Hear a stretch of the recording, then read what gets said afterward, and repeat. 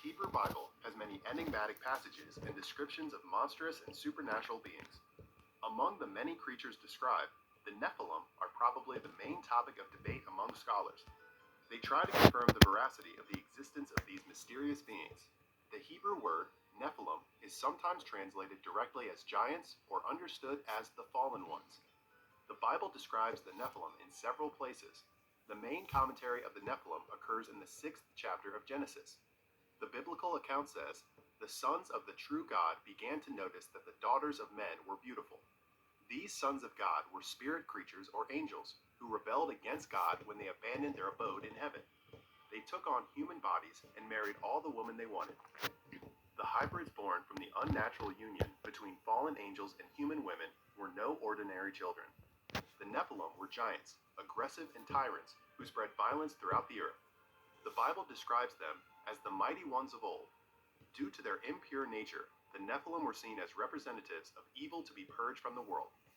The Bible clarifies that only Noah and his family survived the flood.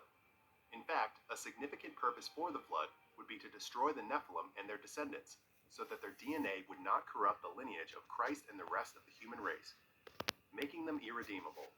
However, there is another Bible passage about the existence of the Nephilim after the flood. Another mention of the Nephilim is in Numbers 13, 32-33, when the Israelites were preparing to enter the land of Canaan. Moses sent 12 spies to Canaan to explore the country before invading. Only Joshua and Caleb believed that Israel could conquer the land.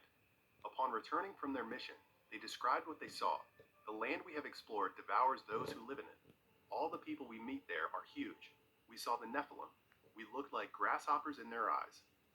Joshua drove the giants out of Canaan, but some escaped to Gaza, Ashdod, and Gath. Centuries later, a giant from Gath arose to torment the Israelite army. His name was Goliath, a 10-foot-tall Philistine who was killed by David with a stone from his sling. This reinforces the thesis about the existence of giants in the past. A less supernatural view claims that the Nephilim were simply men who turned away from divine justice. Some theologians have argued that the term sons of God is a reference to the descendants of Seth, the righteous son of Adam. Thus, the Nephilim were members of the lineage who rejected God. According to this theory, the daughters of men, espoused by the fallen angels, were the wicked women of the lineage of Cain, brother of Abel, son of Adam and Eve. Many pagan myths of ancient times had gods mating with humans. Superstition caused people to assume that exceptionally tall men like Goliath had supernatural power. However, modern medicine has proven that gigantism is a medical condition that causes excessive growth due to abnormalities in the pituitary gland, which regulates the growth hormone production. The Bible does not have enough information to unravel this mystery. The identity of the Nephilim remains unknown. It says that the sons of God came into the daughters of men. They created a hybrid offspring who are called the Nephilim, or the fallen ones. They're referred to as the giants, or the mighty ones. Some believe they were between 8 and 15 feet tall. This is handed down not only in the Bible, this is also handed down in Sumerian languages, that some of the gods had sex with humans and the offsprings were giants. Mythology is full of giants, and we have to look at these old myths with modern languages, change the word of angel into extraterrestrial. In the beginning of time, extraterrestrials had sex with humans, and the product of this sexual contact were giants. Is it possible that as geneticists continue to decode the human genome, they will find that among our various hominid ancestors is a missing link to enormous beings from another world? Ancient DNA is perhaps, for me, the most important area of study in all of my work, because there is the potential chance here that we could find direct evidence of the ancestors of modern humans. I suspect we will find lineages of a race of giants. Could it be that just like some humans have traces of Neanderthal DNA, there could still be similar traces of alien human giants that scientists have yet to discover? Ancient astronaut theorists believe the answer is a profound yes, and suggest further insights could be revealed in early Judaic texts, which give a curious description of the world's first man, otherwise known as Adam.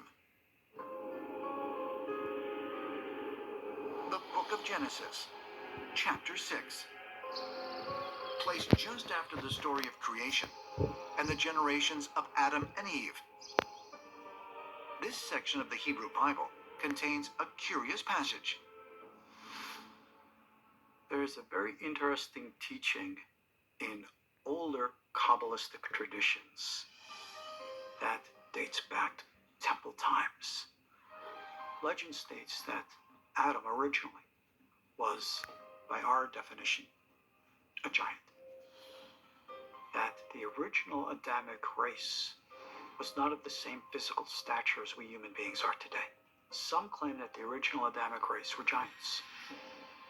Is this a legend of symbolism, or is there something actual to it? Was the biblical Adam a giant? Could it be that all of humanity is descended from a race that was of a much greater stature? And that there was a time on Earth when giants were prevalent and humans were the anomaly? When we look at the modern evolutionary cycle for human beings, it's still put on the shoulders of Darwinistic views. So anything that steps outside of those viewpoints is usually greatly challenged.